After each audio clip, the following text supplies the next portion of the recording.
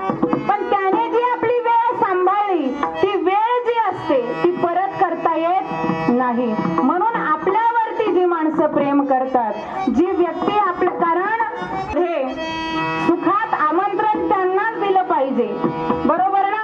सुखात आमंत्रण त्यांनाच दिलं पाहिजे जे दुःखामध्ये तुमच्या सोबत असतात. तुमचं सुख पाहून तुमच्या मागे धावणारे लांडगे बरेच असतात, त्याचा उपयोग नाही, ते स्वार्थी आहे. पण जे दुःखामध्ये अर्ध्या रात्री तुमच्या उपयोगाला येतात ते तुमचे खरे मित्र, ते तुमचा खरा परिवार, ते तुमचे खरे सहचारी असतात. शेवटी जाणं प्रत्येकाला आहे. तुकोबाराय म्हणतात, निमित्ताचा धनी केला असे प्राणी, तुका म्हणे म्हणून व्यर्थ गेला.